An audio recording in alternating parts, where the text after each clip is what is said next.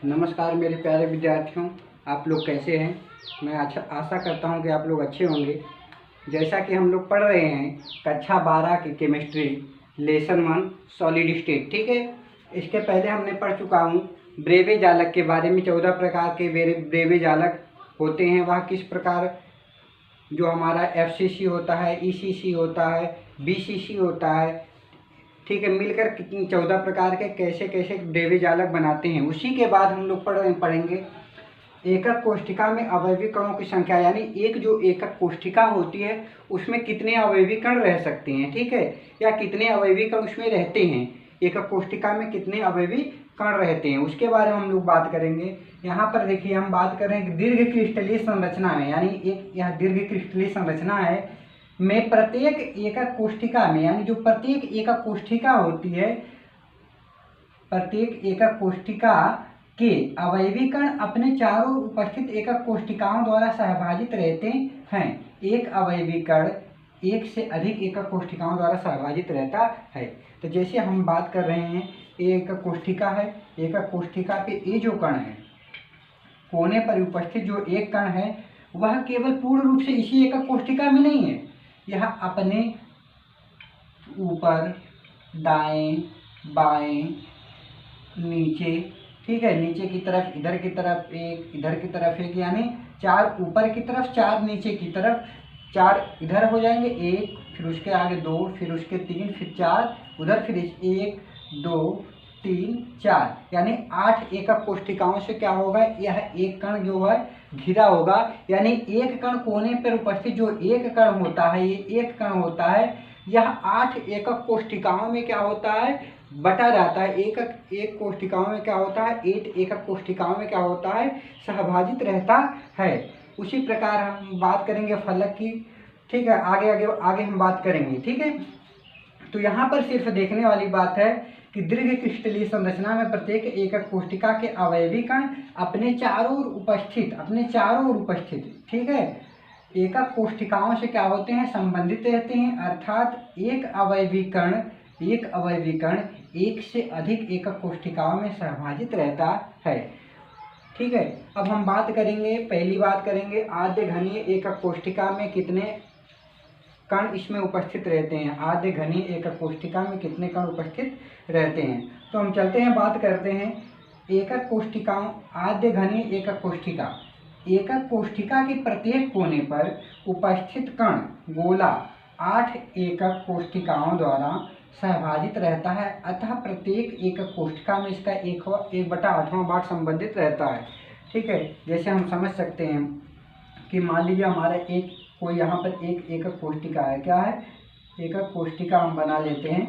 हमारा यहाँ पर कोई एक एकक कोष्ठिका, घनीय एकक कोष्ठिका है, इसके 8 कोने पर एक एक कण है।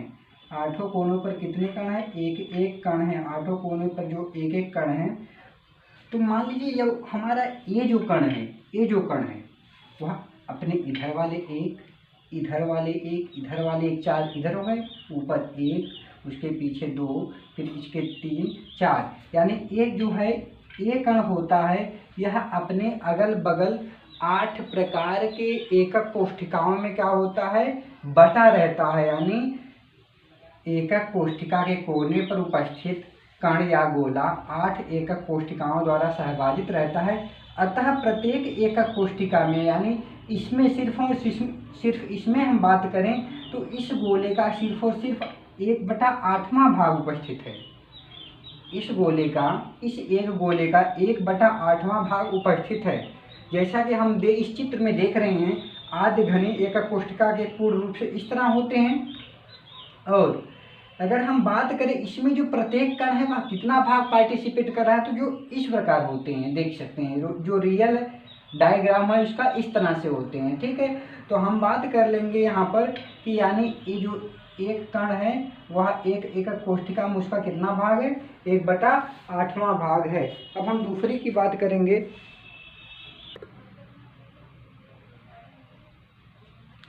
चलिए देखिए, बीच बीच में कभी स्क्रीन जो है आपको ब्लर दिखाई देती होगी, इसके लिए आप क्या करेंगे, पुश करके भी इसको देख सकते हैं, वीडियो को देख सकते हैं, लिख सकते हैं, ठीक है। उसके लिए क्षमा प्रार्थी हैं हम। आगे देखिए, दूसरा क्या है, फलक केंद्रित घनीय एकक कोष्ठिका। फलक केंद्रित घनीय एकक कोष्ठिका यानी जो फलक के केंद्र पर जो उपस्थित कण होता है, यानी हमारा एक जो एकक कोष्ठिका है, इसकी जो फलक पर एक कण उपस्थित होता है, एक कण उपस्थित होता है। यह कण देख रहे हैं कुछ इस वाले कण एकक कोष्ठिका में है, आधा इस वाले एकक कोष्ठिका के अंदर है और आधा इस वाले एकक कोष्ठिका के अंदर है। मतलब ये पहला मान सकते हैं, ये दूसरा मान सकते हैं। तो आधा इसका एक जो फलक पर उपस्थित आधा जो कण है, कुछ इस वाले में आधा है और आधा इस वाले में है।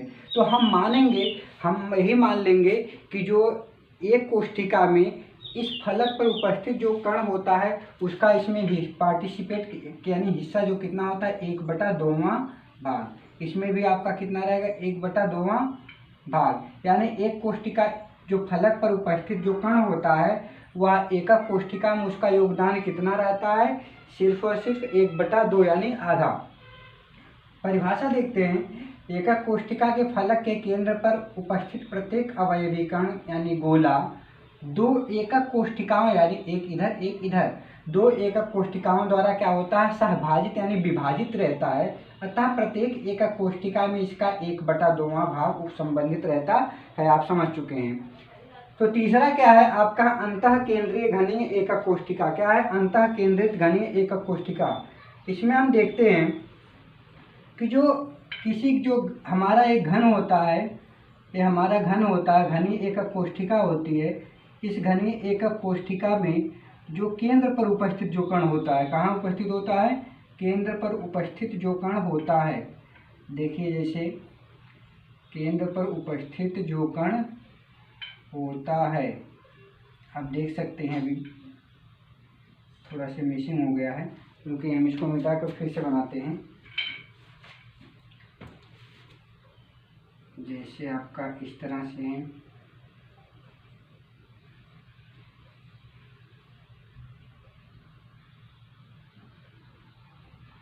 इस तरह से, ठीक है। आठों पे तो उपस्थित कण रहेंगे ही रहेंगे, आठों बिंदु पर, ठीक है। और बात किया जा रहा है कि अंतः केंद्रीय घनीय एकक कोष्ठिका यानी इसके बीच में जो कण उपस्थित रहेगा, उसके बीच वाला जो कण उपस्थित रहेगा, ठीक है, वह किसी अन्य एकक कोष्ठिका के साथ सहभाजित नहीं होगा। और ये जो एकक कोष्ठिका होती है, इसका पूरा योगदान इसी एकक कोष्ठिका में होता है। यानी इस एकक कोष्ठिका में इस कण का योगदान जो है पूरा रहता है, यानी एक पूरा रहता है।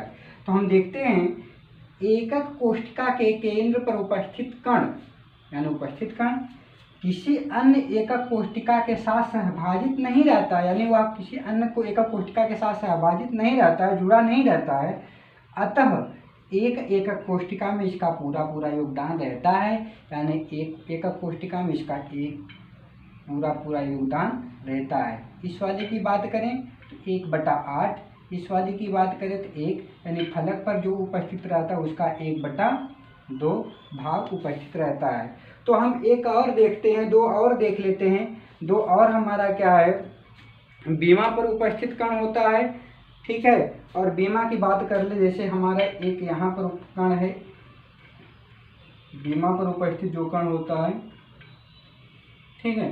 तो यानी बीमा पर इस पर जो उपस्थित कण होता है, इस पर जो उपस्थित एक रेखा पर उपस्थित, यहाँ पर तो 8 कण रहेंगे, यानी एक बीमा पर जो कण होंगे, यानी एक भुजा पर जो उपस्थित कण होगा वह कितने भागों में विभाजित हो सकता है। देखिए एक तो इसमें कुछ रहेगा, कुछ इसके बगल वाले में रहेगा, कुछ इसके बगल वाले में, कुछ इसके बगल वाले में। यानी जो बीमा पर उपस्थित जो कण होता है, यानी भुजा पर जो उपस्थित कण होता है वह 1/4 भाग एक कोष्ठिका में उसका योगदान रहता है। हम देख सकते हैं, देख लेंगे, परिभाषा लिख ले रहे हैं, लेकिन यह जो है आपके सिलेबस में नहीं है, फिर भी आप इसको देख लीजिए। चलिए आगे देखते हैं। जो हमारे जो है सिलेबस में नहीं है, लेकिन फिर भी हम लोग इसको देख ले रहे हैं, ये दोनों बीमा भुजा केंद्रीय एकक कोष्ठिका। बीमा भुजा केंद्रीय एकक कोष्ठिका यानी ये जो बीमा है, यानी एक भुजा है, एक भुजा, कोई भी भुजा, किसी भी भुजा पर जो एक कण उपस्थित है वह इस पूरे एकक कोष्ठिका में इसका कितना भाग संबंधित है। तो देखिए इसका पूरा भाग अगर हम इसके बाद बगल में बनाए तो एक और रहेगा, 1 2 फिर इधर 1 3 और इसको एक लेकर कितना 4। तो ये जो कण होगा यानी भुजा पर उपस्थित जो कण होगा वह 4 अन्य एकक कोष्ठिकाओं में क्या रहेगा, विभाजित रहेगा। तो हम यहाँ पर देख रहे हैं भुजा या बीमा पर उपस्थित कण गोला 4 अन्य एकक कोष्ठिकाओं द्वारा क्या रहता है, सहभाजित रहता है। अतः एक एकक कोष्ठिका में इसका 1/4वां भाग संबंधित है, यानी इस पूरे एकक कोष्ठिका में इसका जो है 1/4वां भाग ही केवल है। ठीक है, समझ में आ गया। आगे चलते हैं, 5वां देखते हैं, अंतःकेंद्रीय घनीय एकक कोष्ठिका। अंतःकेंद्रीय घनीय एकक कोष्ठिका यानी हमारे जो अंतःकेंद्रीय घनीय एकक कोष्ठिका होता है, यानी दो विपरीत फलकों पर जो है, दो विपरीत फलकों के केंद्र पर उपस्थित जो कण होता है उसी को हम लोग बोलते हैं अंतःकेंद्रीय घनीय कण। जैसे हम उसमें पढ़े थे ना, तो एक मान लीजिए यहाँ पर उपस्थित होगा एक कण, तो दूसरा कण क्या होगा, यहाँ पर उपस्थित होगा। एक कण यहाँ पर उपस्थित होगा तो दूसरा कण क्या होगा, यहाँ पर उपस्थित होगा। तो हम देखते हैं इसके क्या है, इसके फलक पर उपस्थित है ना, इसके फलक पे उपस्थित है अंतःकेंद्रीय घनीय एकक कोष्ठिका। तो इसके दोनों विपरीत फलकों पर उपस्थित कण है, तो यानी इस फलक पर है, इसके आगे भी एक और कण कोष्ठिका होगी इसका, यानी इसका इस कण का आधा हिस्सा जो होता है, देखते हैं इस कण का जो आधा हिस्सा है, आधा हिस्सा कुछ इसमें होगा कुछ इसके बगल वाले में होगा, और इसमें जो इसका यहाँ पर जो कण उपस्थित है कुछ इसके वाले अंदर होगा और कुछ उसके बाद वाले में होगा। यानी यहाँ पर आधा हो गया और यहाँ पर भी आधा हो गया, आधा यहाँ से आधा यहाँ से मिलकर आधा प्लस आधा बराबर 1। तो हम देख ले रहे हैं एकक कोष्ठिका में दो विपरीत फलकों पर उपस्थित कण, दो विपरीत फलक, इधर इधर बात कर ले, इधर की किसी भी दो विपरीत फलक गोला दो अन्य एकक कोष्ठिकाओं के साथ सहभाजित रहता है, यानी इधर एक और एक इधर, दो अन्य एकक कोष्ठिकाओं द्वारा सहभाजित रहता है। अतः प्रत्येक एकक कोष्ठिका में इसका क्या है, 1/2 यहाँ से 1/2 यहाँ से बराबर 1 भाग संबंधित रहता है। यहाँ पे सबको समझ में आ गया। ठीक है, अब हम इसको एक सारणी के तहत समझते हैं, जो कि सारी बातें क्लियर हो जाएगी। यानी हमको यही देखना है कि आद्य एकक कोष्ठिका में टोटल कितने कण उपस्थित रहते हैं।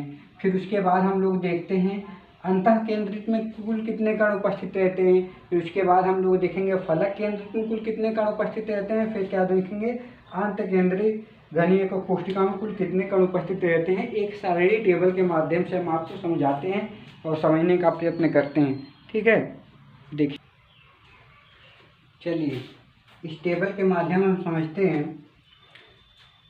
एकक कोष्ठिका के प्रकार हैं, कुल अवयवी कण, कणों का एकक कोष्ठिका में योगदान और प्रभावी कणों की संख्या। चलिए हम बात करते हैं आद्य एकक कोष्ठिका को, जिसको हम लोग शॉर्ट में SCC भी बोलते हैं। आद्य एकक कोष्ठिका में देखते हैं तो आद्य एकक कोष्ठिका में जो है कोने पर, यानी कोने पर कितने कण उपस्थित होते हैं, 8 कण। कोने पर कितने उपस्थित कण होते हैं, 8 कण। टोटल अब कुल अवयवी कणों की संख्या कितने हैं, 1 2 3 4 5 6 7 8। कोने पर कुल 8 कण उपस्थित हैं। तो कणों का एकक कोष्ठिका में योगदान, कणों का एकक कोष्ठिका में कितना योगदान है, तो कणों का एकक कोष्ठिका में देखते हैं योगदान कितना है, हम इसको भी देख लेते हैं।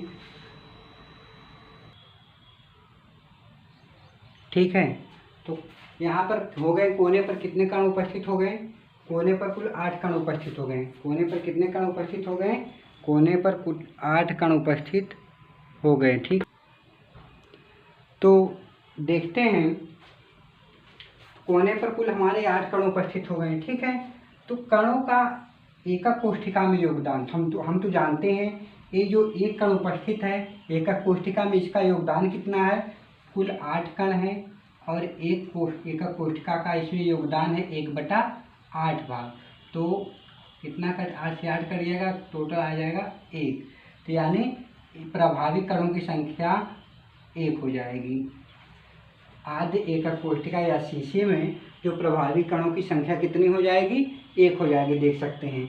ठीक है, फिर उसके बाद दूसरी बात करते हैं अंतः केंद्रीय घन एकक कोष्ठिका, यानी बात करते हैं बॉडी सेंटर्ड सेल की, जिसको अंग्रेजी में BCC कहते हैं शॉर्ट फॉर्म में। यानी इसको जो बीच में कण उपस्थित तो वही तो होता है ना अंतः केंद्रीय घनीय एकक कोष्ठिका। तो देखते हैं हमारे केंद्र पर कुल कितने कण हैं। केंद्र पर 8 कण है, सॉरी केंद्र पर 1 कण है। केंद्र पर कितने कण हैं, 1 कण है। और कोनों पर कितने कण हैं, कोनों पर 8 कण हैं। तो कोनों पर 8 कण हैं तो एकक कोष्ठिका में इसका योगदान कितना होता है, 1/8। 8 से 8 कर दिया गया, यहाँ से 1, और इसके केंद्र पर उपस्थित कितने कण हैं, 1 कण है। तो 1 1 मिलकर 2 हो जाएंगे, यानी जो प्रभावी कणों की संख्या अंतः केंद्रीय एकक कोष्ठिका में प्रभावी कणों की संख्या कितनी हो जाएगी, 2 हो जाएगी। फिर बात करते हैं तीसरा फलक केंद्रीय एकक कोष्ठिका की, FCC की बात करते हैं। यानी इसके विभिन्न फलकों पर यहाँ 1 कण होंगे, यहाँ 1 कण होंगे, यहाँ 1 कण होंगे, इसके इधर 1 कण होंगे, इसके इधर कण होंगे, इसके इधर योग कण होंगे। यानी कितने कुल कण हो जाएंगे, 8 तो यहाँ पर हैं। कोनों पर कितने कण हो गए, कोने पर कितने कण हो गए, 8 कण। और फलक पर कितने हो गए, 1 2 3 4 5 6। फलक पर कितने कण हो गए, 6 कण हो गए। फलक पर कुल कितने कण हो गए, 6 कण हो गए। तो हम जानते हैं जो कोने पर जो उपस्थित कण होता है एक एकक कोष्ठिका में इसका योगदान कितना होता है, 1/8। तो यहाँ से आ जाएगा 1।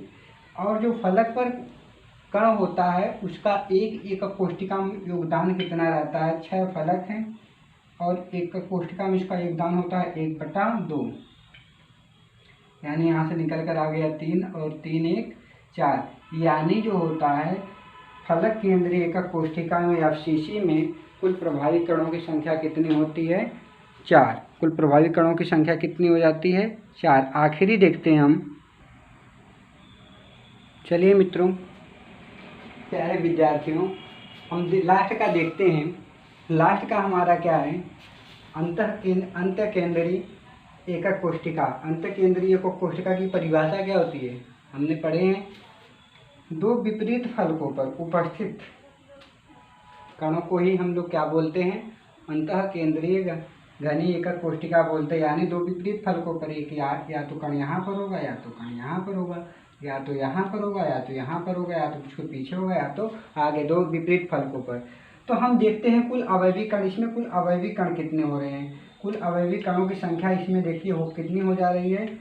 कोने पर तो 8 कण है, कोने पर 8 कण है। और 2 विपरीत फलकों पर, फलक पर कितने हैं, 2 हैं। कोने पर कितने हैं, 8 हैं, और फलक पर कुल कितने हैं, 2 हैं। तो कोने पर हम जानते हैं, कोने पर प्रत्येक कण 1/8 भाग संबंधित रहता है, 1/8 भाग संबंधित रहता है एक एकक कोष्ठिका में, ठीक है। और जो फलक पर होता है, फलक पर 2 है। फलक का कण 1/2 भाग यानी आधा भाग संबंधित रहता है। तो यहाँ से निकल कर भी आ गया 1। यानी टोटल कुल कणों की संख्या आ जाएगी, प्रभावी कणों की संख्या 2 आ जाएगी। तो ठीक है, यहाँ तक देखिए, नोट बनाइए। जहाँ पर भी आपको नहीं समझ में आता है, समझ में अगर कहीं भी आपको नहीं आता है तो वीडियो को रोक करके अपने किताब से, बुक से सहारा ले सकते हैं। हमने अपने तरफ से बेस्ट समझाने की कोशिश किया है। अगर आपको कहीं भी डाउट है तो वीडियो को बार बार देख सकते हैं, हमसे पूछ सकते हैं, पर्सनली पूछ सकते हैं। व्हाट्सएप पे भी, नंबर पे भी हमारे मैसेज करके आप देख सकते हैं कि कहाँ पर हमको दिक्कत आ रही है। हम हो सकता है आपको भरसक समझाने के प्रयत्न करेंगे। विस्तृत जानकारी के लिए आप लोग देखिए, चित्र को देखते हैं, चित्र देखिए आपके बुक में जो चित्र है। फिर यहाँ पर देखिए, हम बात करते हैं अंतः केंद्रीय। एक्चुअल फॉर्म इसका इस तरह से होगा, ठीक है। पहले आद्य की इस तरह से होगा, आद्य एकक कोष्ठिका में एक्चुअल इसका डायग्राम कुछ इस तरह से होगा। फिर उसके बाद क्या बोलते हैं, अंतः केंद्रित में कुछ इस तरह से होगा। इस तरह से देखिए यहाँ पर कण है तो पूरा फिक्सेबल है, मतलब कोने पे उपस्थित जो कण है इतने हैं, फिर उसके फलक पर केंद्र में उपस्थित कण है, ठीक है। फिर फलक वाला देखते हैं, फलक का कुछ इस तरह से होगा, ठीक है। फिर हम देखते हैं अंतः केंद्र का कुछ इस तरह से डायग्राम होगा, ठीक है। तो इस वीडियो को देखिए, शेयर कीजिए, लाइक कीजिए, सब्सक्राइब कीजिए। तो आप पहली बात तो लाइक कीजिए, ठीक है, चैनल को सब्सक्राइब कीजिए, ठीक है। तो इतना आप कर सकते हैं, ठीक है। धन्यवाद, धन्यवाद प्यारे विद्यार्थियों, मिलते हैं फिर नेक्स्ट वीडियो में। जय